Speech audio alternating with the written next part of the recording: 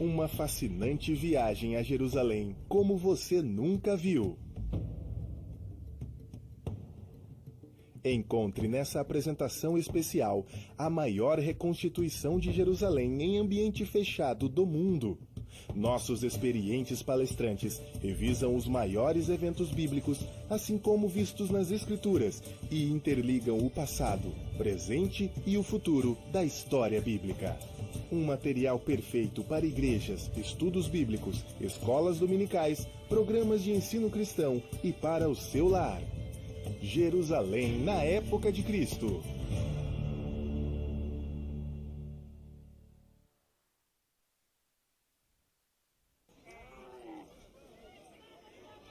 Olá, bem-vindos a Orlando, Flórida e ao Holy Land Experience. Meu nome é Marv Rosenthal, sou o fundador e presidente do Holy Land Experience e estamos aqui na frente do portão principal do setor de exposição.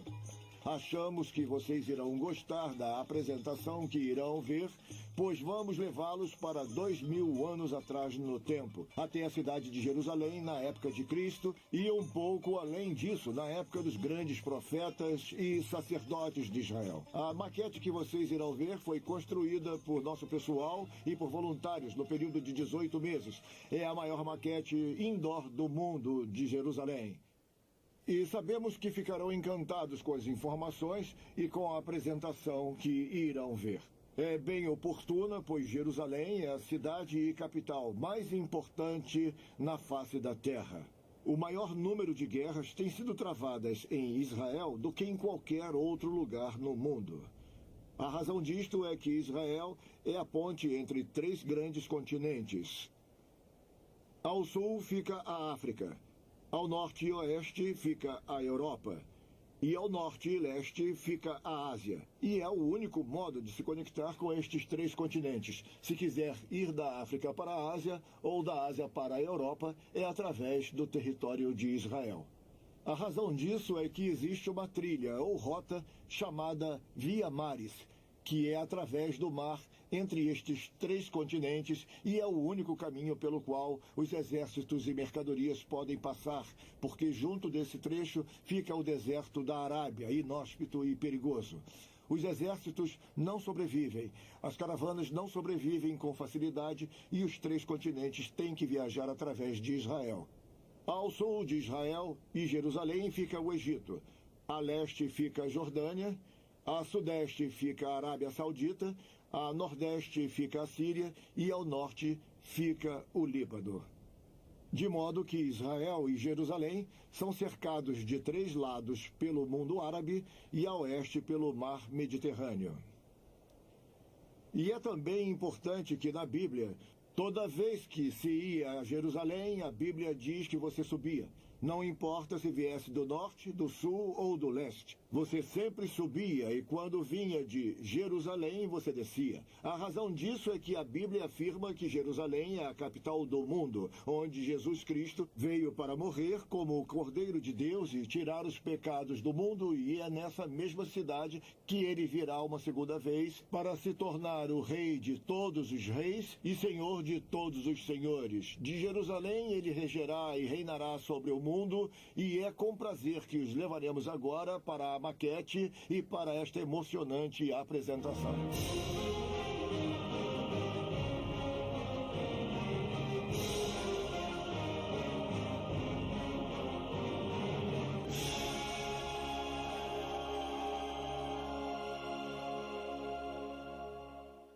Senhoras e senhores, bem-vindos ao Holy Land Experience. O que vocês estão vendo é uma réplica de Jerusalém como era em 66 d.C. Esta é a cidade logo após a destruição por Roma em 78 d.C., após a morte, o sepultamento e a ressurreição de Nosso Senhor. Bem à sua frente está a parte chamada a Cidade de Davi. Ela vem do ano 1000 a.C.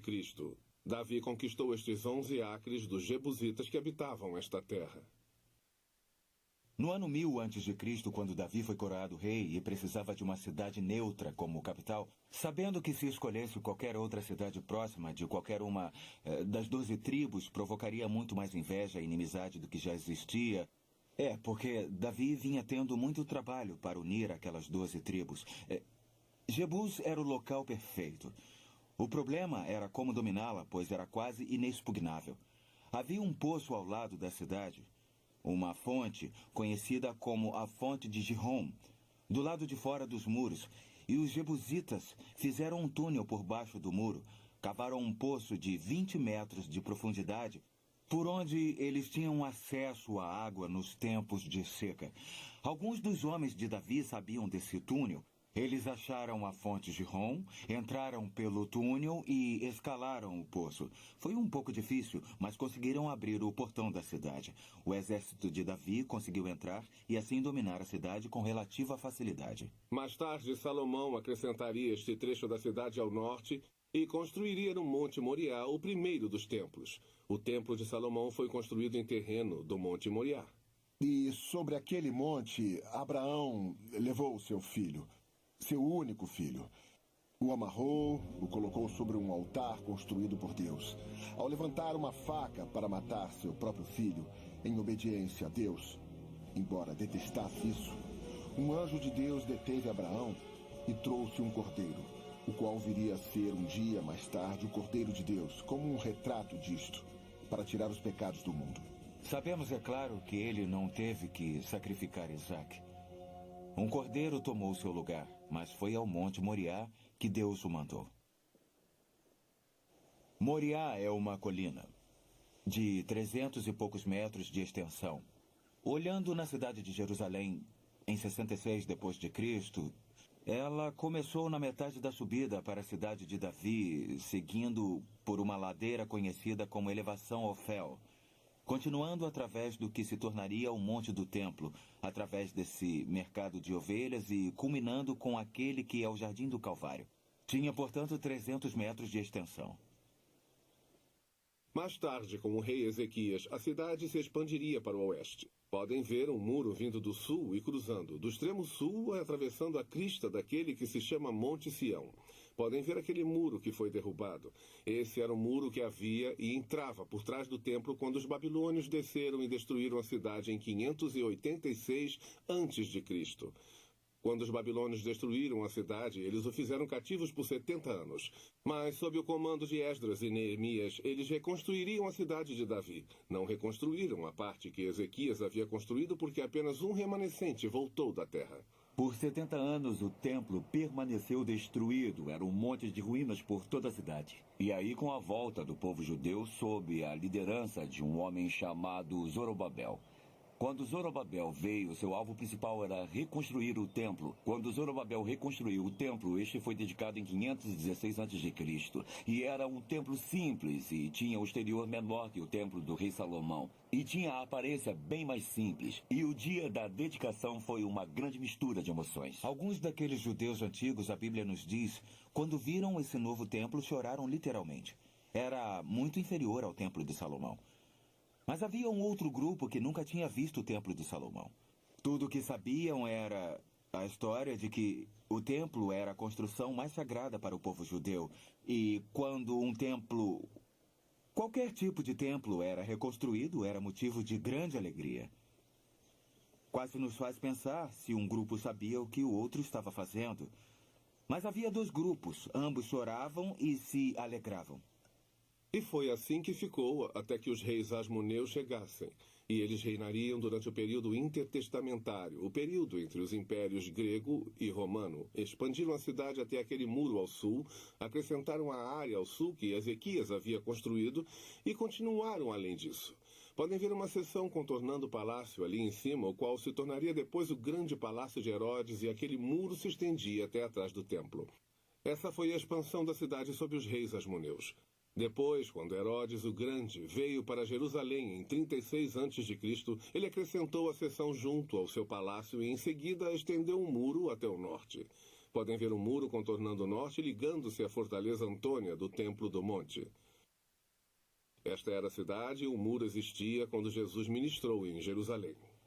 Quando a cidade de Jerusalém cresceu, casas foram construídas fora dos muros da cidade. E a essa altura, essas pessoas desejavam proteção. Muros eram construídos além, à medida que os limites da cidade aumentavam, como as cidades crescem hoje. O terceiro muro ao norte foi o último muro a ser construído ao norte, e foi construído em 42 depois de Cristo por Herodes Agripa. Ele não existia na época de Cristo.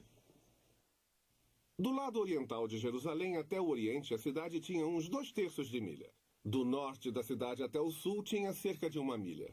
Muitos se surpreendem ao ouvir que Jerusalém, em sua extensão, tinha menos de 1 milha quadrada. Mais surpreendente que isso é a população da cidade, que era de aproximadamente 90 mil pessoas em menos de 1 milha quadrada. Quando lhes digo que esta maquete é próxima da escala original, está representada no tamanho da maquete, os maiores edifícios que vocês veem espalhados pela cidade e também o terreno são muito próximos da escala. Entretanto, as árvores, arbustos, animais e outros detalhes não são tão parecidos. Encolha-os 7 vezes mais do que vocês veem na maquete. Acrescentem 15 vezes mais e terão uma ideia próxima de como era viver em Jerusalém. Podem literalmente entrar pelo portão sul de Jerusalém, subir nos terraços das casas e andar pela cidade através desses terraços. É emocionante caminhar de um muro até o outro. Lemos no Velho Testamento que Davi estava no terraço do seu palácio, qual era o mais alto que o resto da cidade.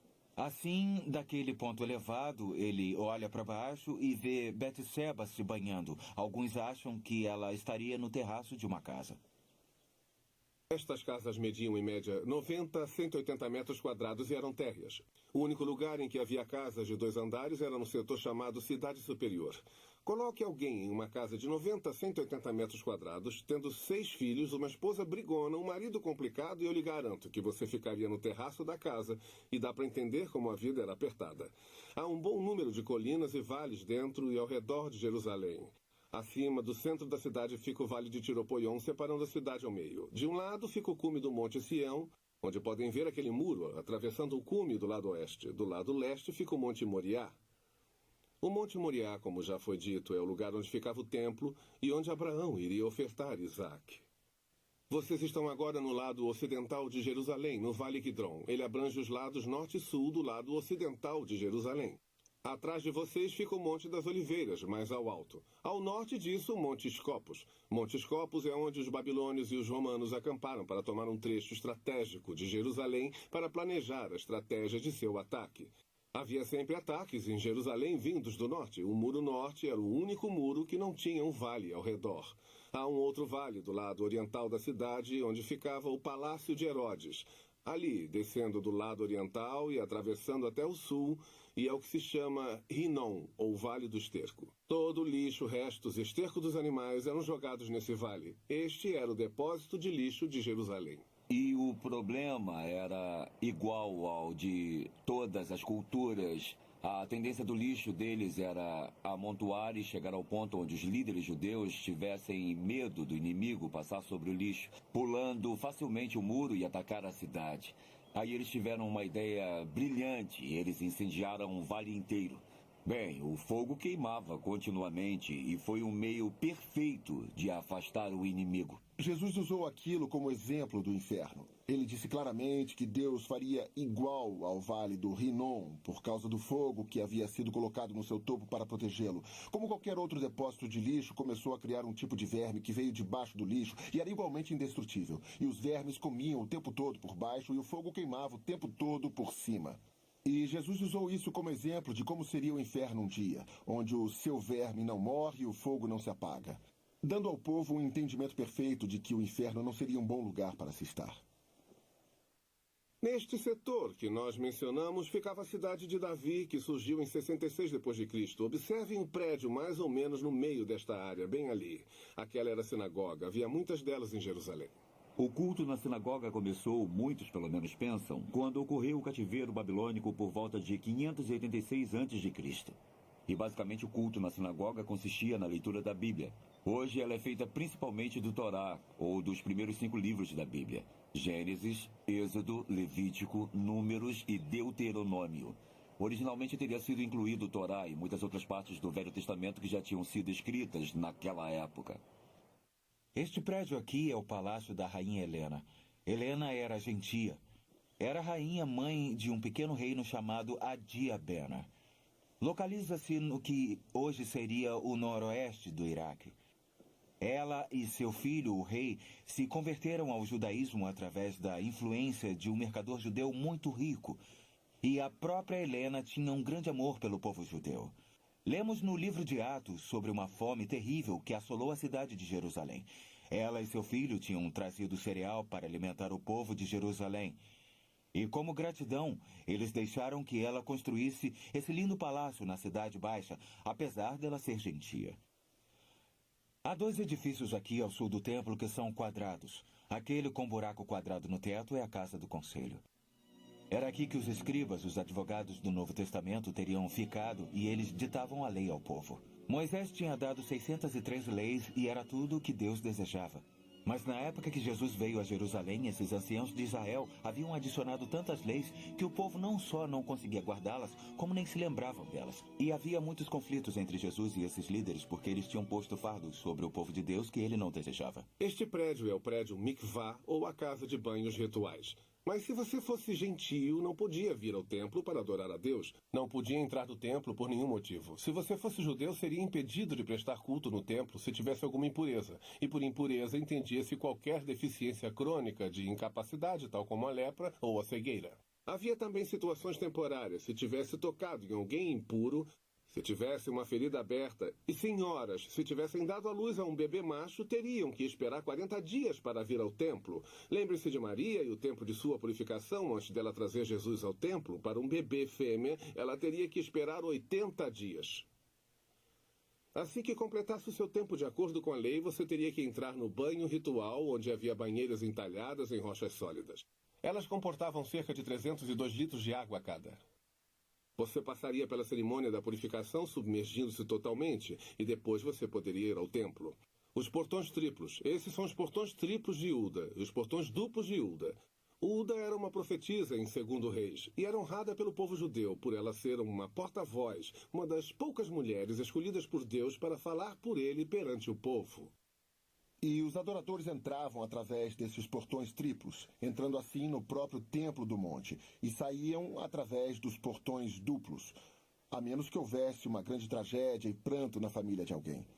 E aí essas pessoas tinham permissão de seguir contra o fluxo, podendo entrar pelo portão duplo e assim sair pelos portões triplos, mostrando que tinham tido de fato uma tragédia familiar. E o povo percebia isso, por eles estarem saindo contra o fluxo, eles tinham tido uma tragédia recente na família, e assim eles as confortavam, uma espécie de abraço emocional. Quando os adoradores vinham pelos portões triplos, subindo aquela escada do túnel, eles chegavam a uma área conhecida como o Pátio dos Gentios. Estes são chamados de átrios ou pórticos. Este é o pórtico oriental, o pórtico norte, o pórtico de Salomão e o pórtico real com destaque no alto. Joséfos nos diz que Herodes o Grande era o mestre construtor. Ele era um gênio em se tratando de arquitetura. Provavelmente é o primeiro arquiteto de seus dias e muitos dos prédios que vocês veem em Jerusalém ele construiu. A propósito, ele iniciou o projeto do templo em 20 a.C. Ele morreu por volta de 4 a.C.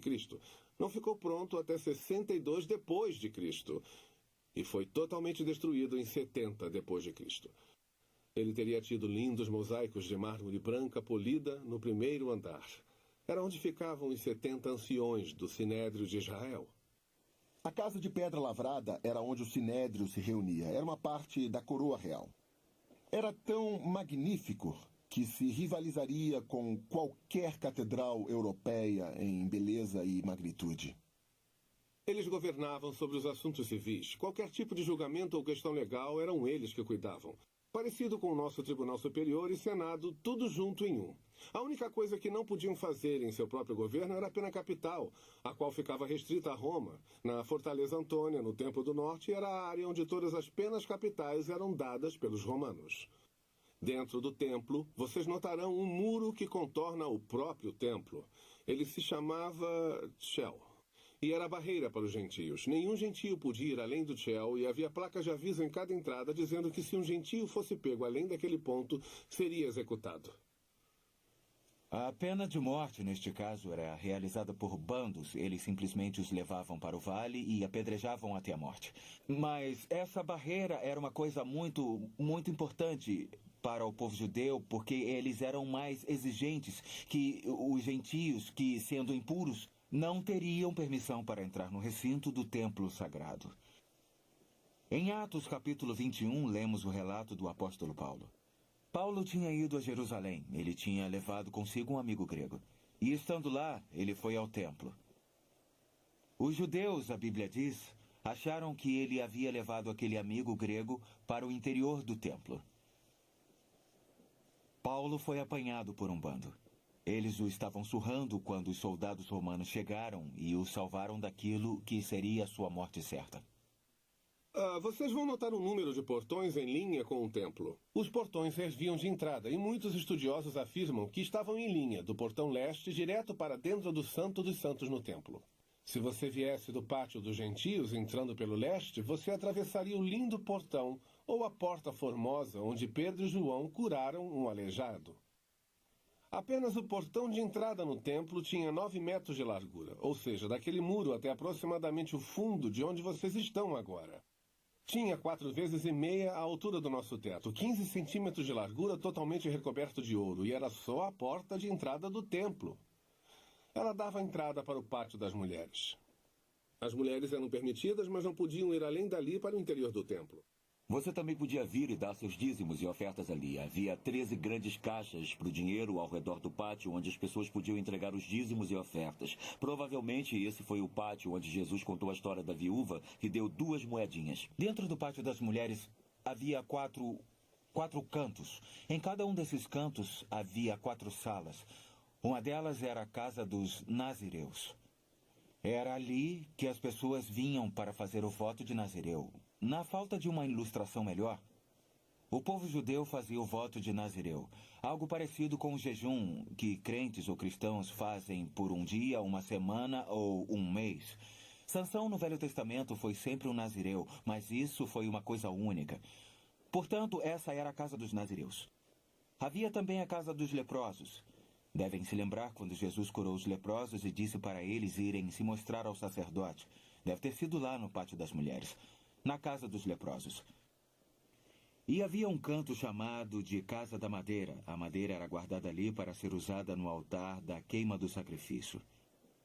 Isso é interessante porque se tornou uma espécie de disputa entre algumas das famílias mais ricas da cidade de Jerusalém para ver quem conseguia trazer a madeira mais bonita e a mais cara.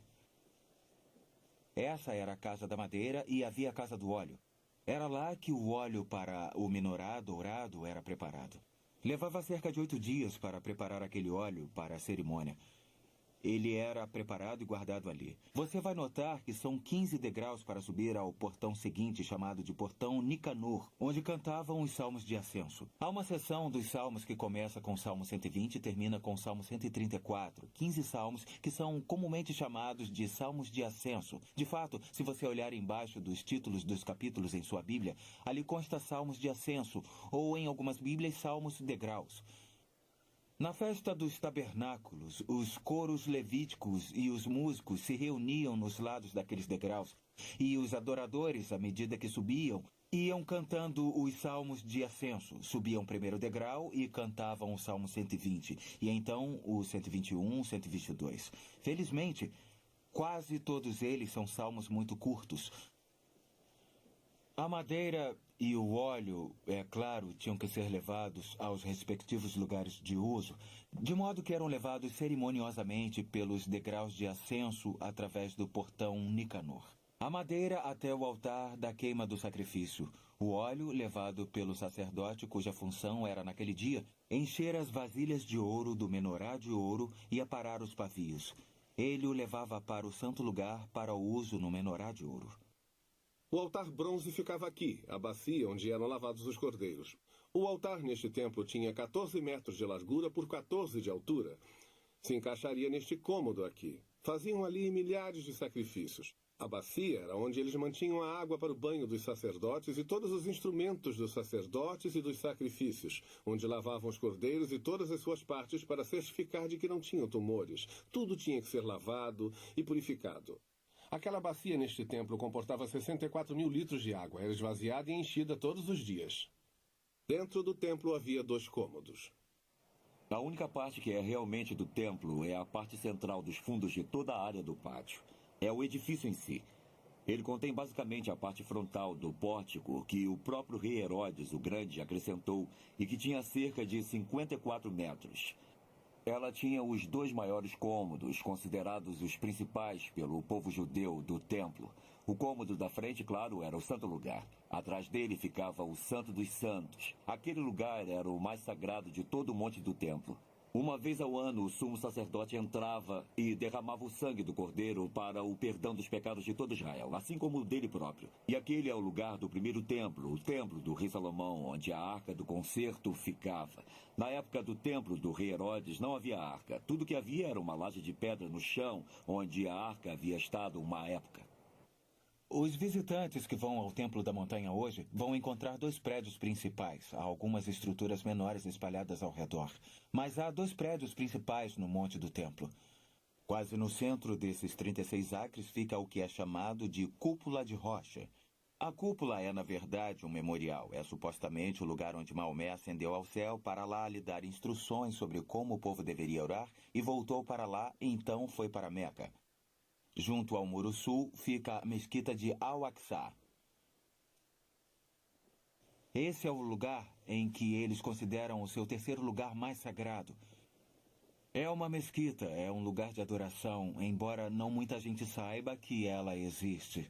Aquele é o lugar mais sagrado do povo muçulmano entre os prédios lá no Monte do Templo. Também a leste você vai notar, se olhar do portão ocidental, que hoje ele está cimentado. Lá pelo século VII, quando estes prédios foram construídos, o povo judeu no local, naquela época, disse ao Império Turco: vá em frente e construa, pois um dia o nosso Messias virá. Elias anunciará a sua vinda, e ele virá pelo portão ocidental e tomará o cetro. E ele irá reinar sobre Jerusalém e as nações do mundo. Eles levaram isso a sério, criam que os profetas judeus poderiam ter parte nisso, e eles cimentaram aquele portão, e ele está cimentado até hoje. Também construíram cemitérios em frente às colinas que descem do portão, para que qualquer profeta ou sacerdote como Elias, andando entre os mortos, ficasse impuro e não pudesse realizar seu ministério. Boa tentativa, mas não creio que fosse dar certo. No santo lugar em si, apenas os sumos sacerdotes podiam entrar para ministrar com aqueles implementos que lá estavam. Havia tantos sacerdotes em Israel que tinham sido divididos em 24 turnos. Cada um servia por 2 semanas, o que totalizaria 48 semanas. Entretanto, nas 3 grandes festas, Páscoa, Pentecostes e Tabernáculos, todos os sacerdotes tinham que se apresentar e ministrar. No lado sul havia o castiçal menorá de 7 hastes, que era oferecido, é claro, como a luz. É uma figura da luz do mundo, a qual Jesus se tornou quando entrou em nosso mundo. No lado norte havia a mesa dos pães da proposição, 12 pães, um para cada tribo de Israel, mostrando que Deus havia sustentado eles, como o fez no deserto, e que ele é o pão da vida. E no lado oeste, ou centro, havia a mesa do incenso. O incenso subiria ao céu. Isso era uma figura das orações dos santos. Havia um véu muito grande, ou cortina, que separava o santo lugar do santo dos santos. Era magnífico, tinha uns 30 metros de altura por 10 de largura, medindo uma palma da mão, ou 10 centímetros de espessura. Um escritor mencionou que 2 parelhas de bois puxando ao contrário não conseguiria rasgá-lo. E é claro que ele rasgou de alto a baixo quando Jesus morreu na cruz. Deus queria dizer que o caminho até sua presença, o Santo dos Santos, que até aquele dia era restrito apenas ao sumo sacerdote, agora estava aberto, tendo acesso a Deus, qualquer um que viesse através do sangue vertido por Jesus Cristo na cruz do Calvário. Era aquela separação que impedia qualquer um de ir além do véu e entrar no Santo dos Santos. Somente o sumo sacerdote podia fazer isso uma vez por ano, no dia da expiação. Este é o dia em que o sumo sacerdote pega o sangue de um novilho para ser apresentado no Santo dos Santos, aspergido sobre a arca pelos seus próprios pecados e os de seus familiares. Em seguida, o sangue de um cabrito será aspergido para cobrir os pecados do povo para o próximo ano. É um dia muito elaborado para o sumo sacerdote.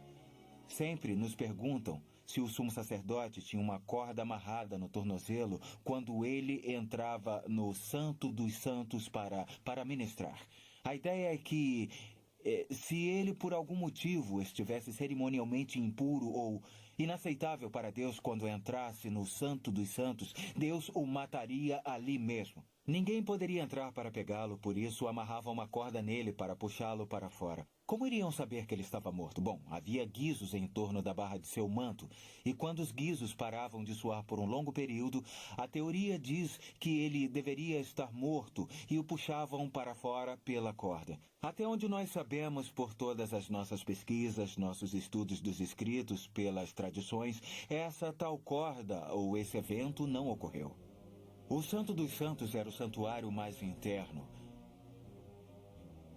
Era o lugar onde a Arca do Concerto residia.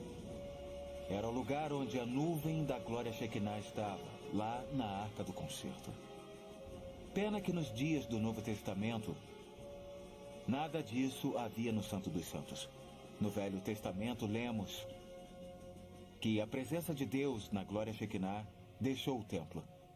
Mais tarde, quando o povo da Babilônia marchava pela terceira e última vez sobre a cidade, os judeus retiraram a arca do templo e a esconderam até onde sabemos. De modo que nos dias do Novo Testamento, quando o sumo sacerdote entrava além do véu, tudo o que havia lá naquele momento era uma base de pedra de 8 centímetros de altura na qual a arca estaria colocada. O prédio que vocês veem ao norte do templo é a Fortaleza Antônia. Herodes a construiu ao norte do templo para que os soldados pudessem rodear totalmente as lajes dos pórticos no caso de ocorrer uma invasão no pátio dos gentios. Do lado de fora havia 2 reservatórios de água e o mercado, onde guardava as ovelhas para os sacrifícios. O reservatório de Israel localizava-se ao longo do muro norte do Templo do Monte. Alguns arqueólogos sugeriram que ele fazia parte da fortaleza Antônia original. De fato, o fosso que o cercava foi mudado quando o rei Herodes o Grande o reformou para Marco Antônio. Mas outros também têm afirmado que pode ter sido usado e chamado em certa ocasião de o Lago dos Cordeiros, onde os cordeiros eram banhados e preparados para a adoração no templo.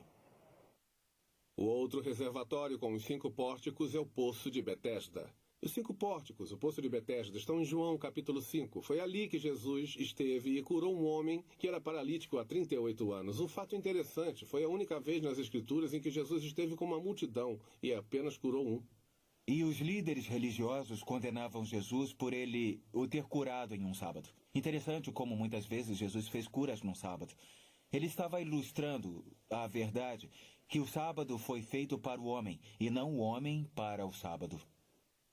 Descendo pelo portão norte em Jerusalém, chamado Porta de Damasco, descendo direto pelo centro da cidade, através do vale Tiropocon, fica a estrada principal para entrar em Jerusalém.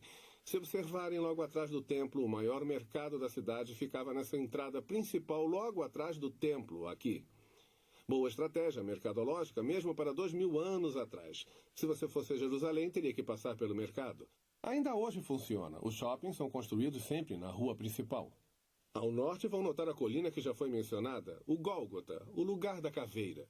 Os romanos sempre crucificavam ao longo da estrada principal de entrada e saída de qualquer cidade que ocupavam. Queriam que todos os visitantes vissem de perto e pessoalmente qual era o castigo para os crimes contra Roma.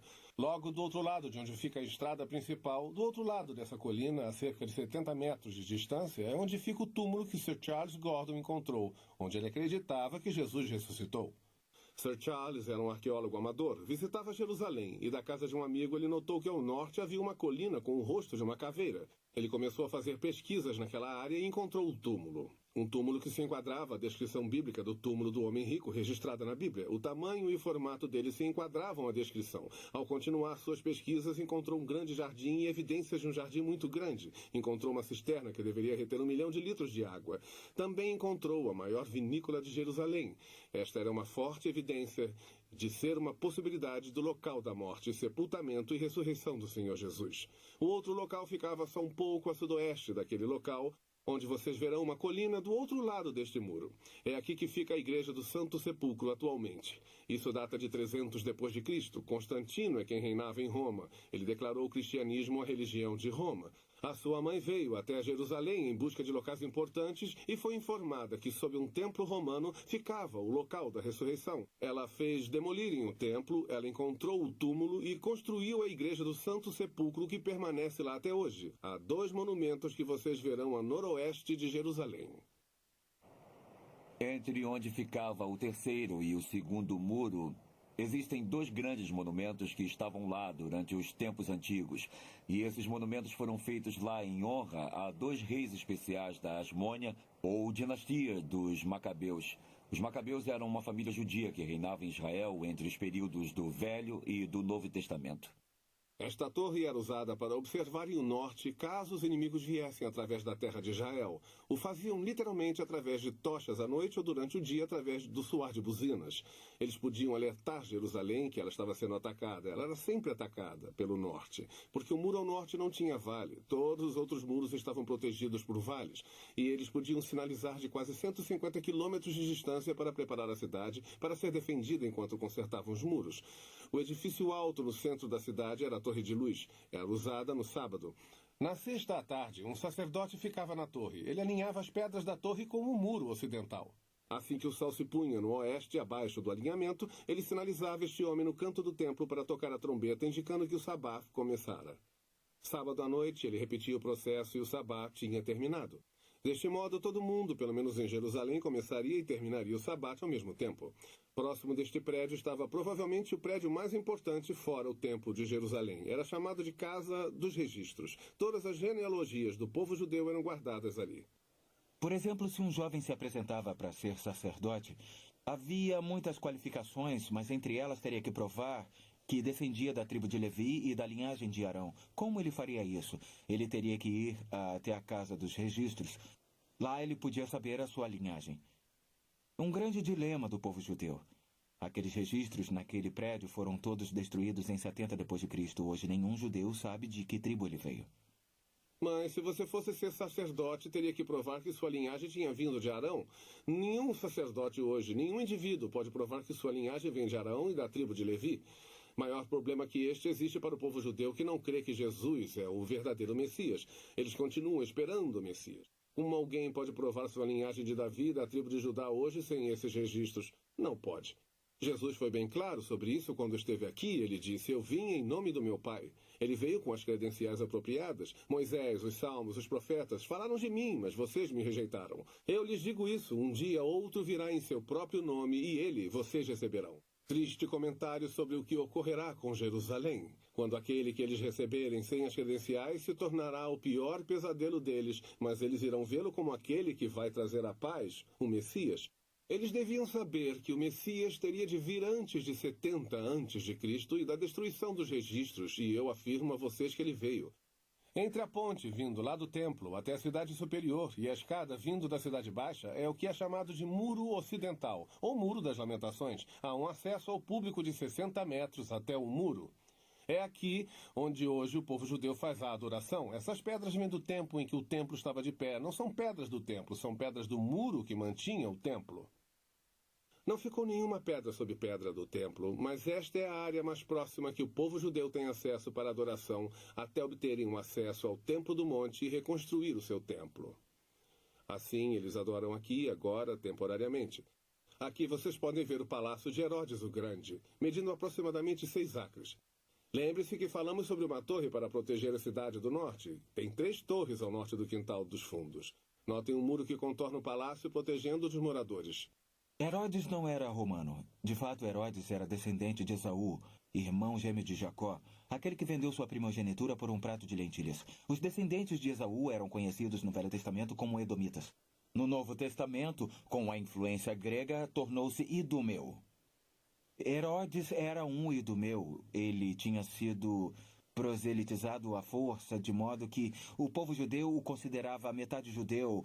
Essa foi a única razão por que o aceitaram, embora com reservas, como seu rei, porque, pelo menos, havia um vínculo da parte dele ao judaísmo. Ao norte do Palácio de Herodes o Grande, vocês notarão as torres. Elas tiveram nomes de amigos ou de parentes. Fazael era um membro da família dele. A outra era Hípicos, que era comandante de seu exército e também amigo. E Mariane. Mariane era uma das suas 10 esposas, uma princesa judia e um símbolo de conquista para o povo judeu. Mas não durou muito tempo. Foi espalhado um boato pelo único membro da família de Herodes o Grande que tinha ciúmes de Mariane, de que ela estava tramando pelo trono em favor dos 2 filhos que ela tivera com ele. Ele acreditou no boato e mandou assassinar todos os três. Era assim que Herodes resolvia os problemas. Vocês não iam querer ser amigo nem tampouco inimigo de Herodes. Logo após o assassinato de sua família, Roma disse que era melhor ser o porco de Herodes do que o seu filho. Eles viveriam mais. Esse é o tipo de homem que ele era. Herodes também sabia que ninguém iria chorar sua morte quando ele morresse em Israel. É muito importante chorar por um morto. Isso no Oriente Médio é mostrar respeito. Se você não tem parentes e amigos, tem que contratar pranteadores. E ele sabia que ninguém iria chorar por ele. Assim, ele teve sua própria estratégia. Herodes era um rei muito mau e muito ciumento. Sabemos que ele foi o mesmo Herodes que deu a ordem para matar todos os bebês machos de até 2 anos de idade que morassem em Belém quando os 3 sábios não retornaram. E quando o próprio Herodes se aproximava da morte em Jericó, ele deu mais uma dessas terríveis ordens. Eles tinham que reunir os mais proeminentes líderes judeus na terra, talvez cerca de uns 300, e colocá-los dentro do seu hipódromo. Uma construção que ele fez para corridas de biga e lutas olímpicas. Herodes sabia que ninguém iria chorar por ele quando morresse. Assim, ele decidiu resolver isso. E disse à sua irmã que 1 hora após sua morte, eles deveriam mandar matar todos os líderes judeus proeminentes em seu hipódromo. Assim haveria prantos na terra, mesmo não sendo por ele. Também na cidade superior vocês vão notar o Palácio Asmoneu, que deveria estar nesta área, não grande o bastante para Herodes, o Grande, quando ele veio. Ele construiu vários palácios por toda Israel. Lugares onde ele pudesse escapar de Jerusalém caso houvesse alguma revolta. Se a sua vida fosse ameaçada, ele poderia fugir para esses palácios e viver o resto de sua vida sem deixar a cidade. Ele tinha concubinas, comida e água suficiente para viver fora a vida toda. Esse homem era um gênio, quando se tratava de coisas humanas, mas para relações públicas ele não era bom. Este aqui é o anfiteatro. Havia peças, palestras, concertos, muito grego, muito romano em sua cultura. Também sabemos que Anás e Caifás, suas casas teriam sido na Cidade Alta. Eles eram ricos porque, se vocês se lembram bem, roubavam os pobres no templo. O sumo sacerdote tinha transformado a casa de oração num covil de ladrões, cobrando taxas exorbitantes pelo câmbio do dinheiro e também aumentando o preço dos cordeiros para o sacrifício. E notamos também o túmulo tradicional do rei Davi na Cidade Alta. Também sabemos que Jesus comemorou a Páscoa na Cidade Alta porque ele comemorou no cenáculo, o único lugar com 2 andares que havia na Cidade Alta. Foi lá que Jesus comemorou a Páscoa com seus discípulos. Foi lá que ele, nos disseram, retirou a túnica e lavou os pés dos discípulos. Jesus anunciou que um o iria trair. Os discípulos perguntaram: serei eu? Judas recebeu o bocado e foi embora. Jesus disse a ele: o que tem de fazer, faça logo.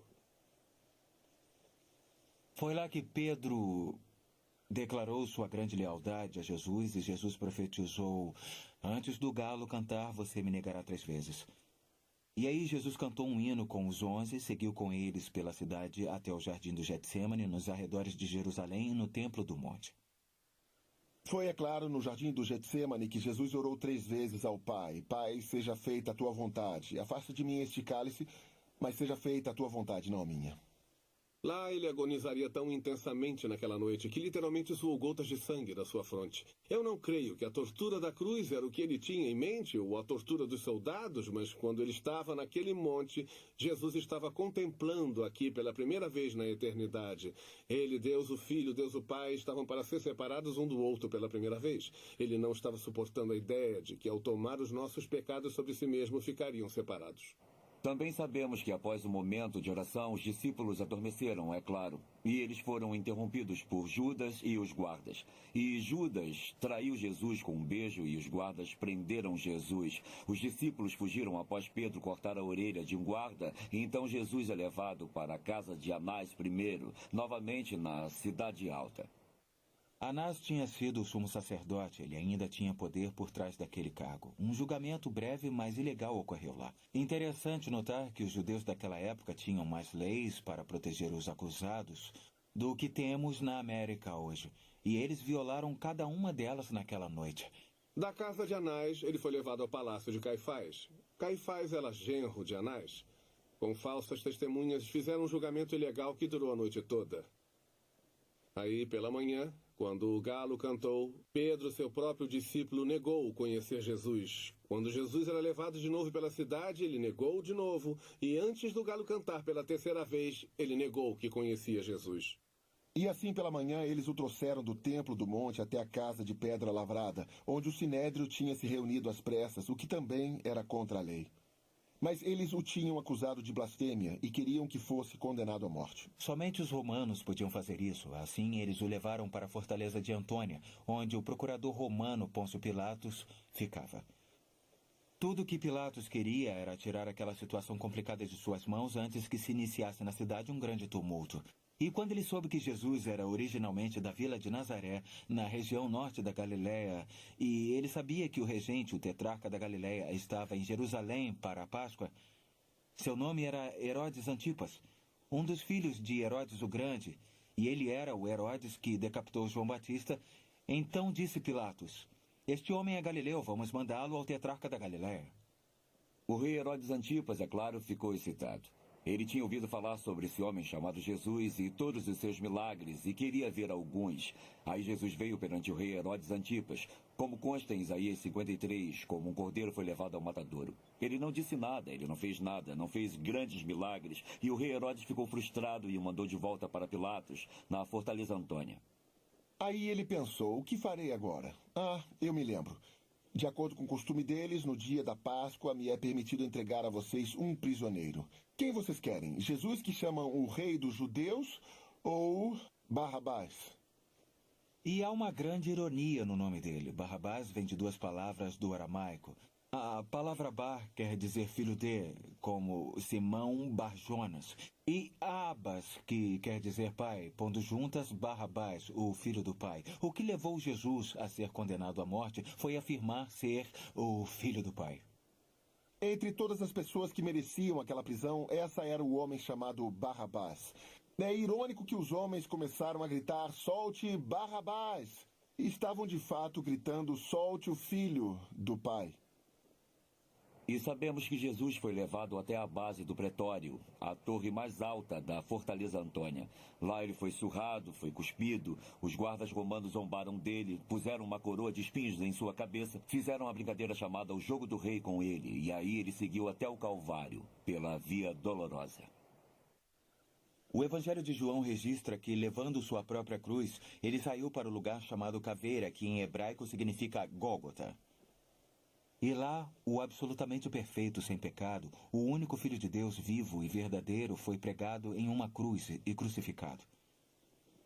Seu sangue foi derramado. A Bíblia chama o seu sangue de precioso. Precioso porque era o próprio sangue de Deus.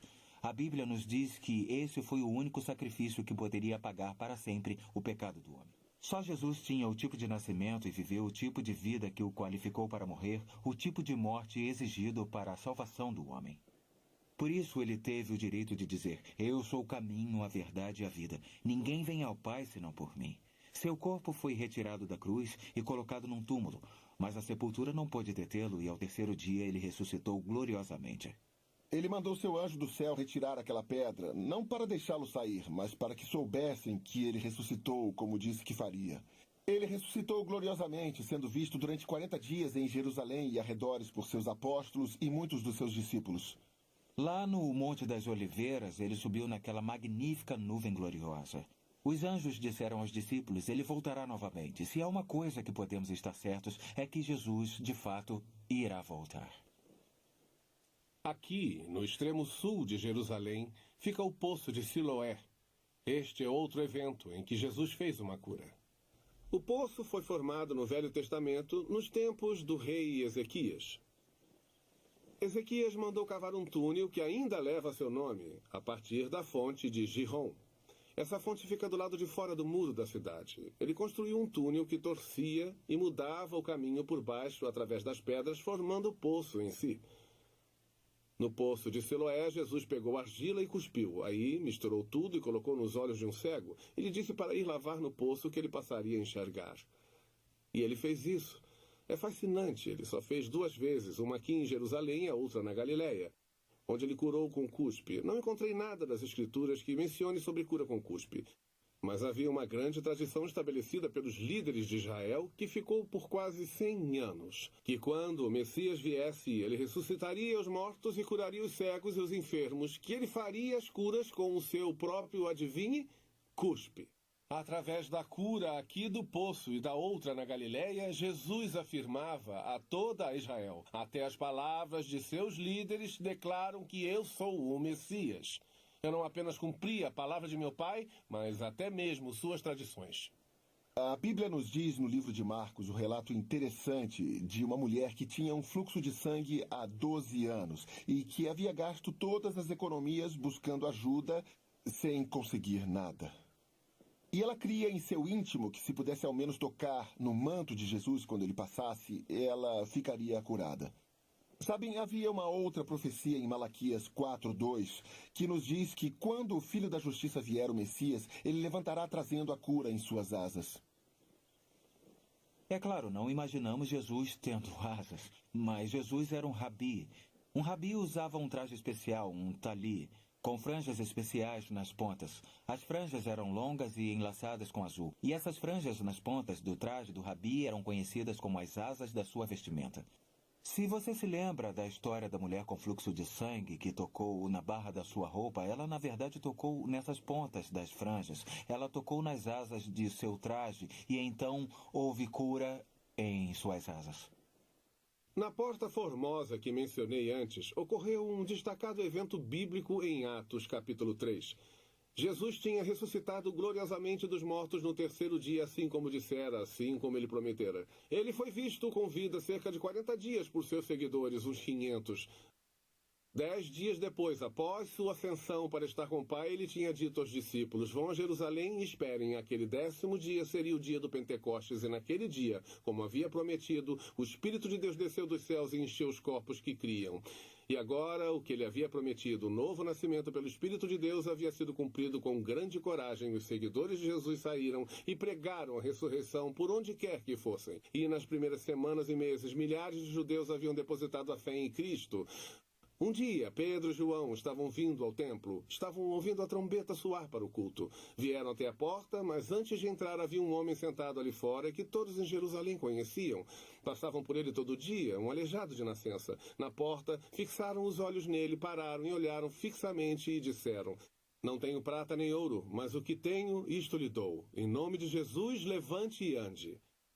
E consta que ele levantou, correu para o templo, pulando, louvando e adorando a Deus. Foi um milagre naquele dia, onde 5.000 judeus depositaram a fé e a confiança no Salvador ressurrecto, o Messias Emanuel.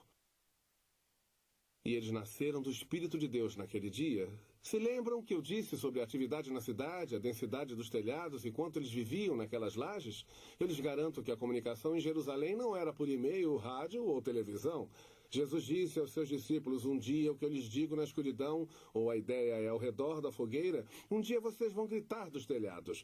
Vocês podem imaginar quando aqueles 5.000 saíram do templo aquele dia, recém-nascidos no Espírito de Deus, usaram os seus tetos. Eu garanto que hoje a discussão não seria a tirania de Roma ou a corrupção dos sacerdotes ou o mexerico da vizinhança. Hoje seria: Marta, você esteve no templo hoje? Viu o que aconteceu? E aquele que conhecemos desde menino, ele saltou e pulou diante de nós a simples menção do nome de Jesus. De fato, aquele era quem ele dizia ser. Milhares de pessoas em Jerusalém hoje creram e nós nascemos do Espírito Santo. Ele vive, sabemos, disse com certeza. Gente, essa mensagem atravessou a cidade de telhado para telhado até as vilas e há 2.000 anos tem sido proclamada ao redor do mundo. Milhões têm encontrado, tanto judeus como gentios, a retidão ao lado de Deus ao estenderem as mãos ao Cordeiro. Eles têm recebido a graça de Deus através de Jesus Cristo. Ele tem tomado seus pecados, passado, presente e futuro, e os tem justificado diante de um Deus santo. Se vocês fizeram isso, estendam suas mãos para ele pela fé e o recebam como seu sacrifício e seu Senhor. Alegrem-se com grande júbilo, porque temos muito que ver pela frente. Se não o fizeram, hoje é a grande oportunidade, simplesmente pela fé, se erguer e aceitar o dom gratuito da vida eterna, oferecido por Jesus Cristo em pessoa, grátis para vocês, mas muito caro para ele. Se fizerem isso hoje, recebendo, ele receberá vocês em seu reino e vocês terão hoje tudo o que Deus queria e muito mais para todo sempre. Obrigado por me deixarem visitá-los mais uma vez e eu espero que vocês tenham gostado da apresentação feita pelos nossos instrutores. Existiram muitos impérios que conheceram a glória. O Egito conheceu seus dias de glória. A Babilônia, com Nabucodonosor, teve sua hora de glória. O Império Grego, com Alexandre o Grande, foi um dos grandes impérios da história. E depois veio o Império Romano, que reinou no mundo por muitos séculos. Mas a realidade é que a glória que viveu o Egito passou. A glória que foi a Babilônia acabou. A glória que a Grécia teve existe apenas nos livros de história. A glória que Roma teve só pode ser lembrada. Todos esses impérios tiveram seus dias de glória, mas somente a terra de Israel e sua capital, Jerusalém, conheceu tanto a glória do passado com Davi e Salomão, como conhecerá a glória de novo quando o Senhor Jesus retornar como filho de Abraão, como filho de Davi, para se tornar o legítimo herdeiro do trono de Israel e sua capital, Jerusalém. E dessa posição ele se tornará o Rei dos Reis, o Senhor dos Senhores, de modo que há um grande dia esperando aqueles que amam o Senhor Jesus Cristo e confiam nele como Salvador, porque ele trará a era de ouro, quando o lobo será vencido pelo cordeiro, quando as armas de guerra serão transformadas em armas para o cultivo agrícola, quando a justiça e retidão se tornarão uma realidade na terra. Muito obrigado por nos visitarem aqui em Orlando, no Holy Land Experience. E se seus planos de viagem os trouxeram à Flórida Central, queremos convidá-los para vir até aqui conhecer tudo que temos e passar umas 6 ou 7 horas com a gente. Sei que irão apreciar bastante as outras maquetes. Obrigado e Deus os abençoe.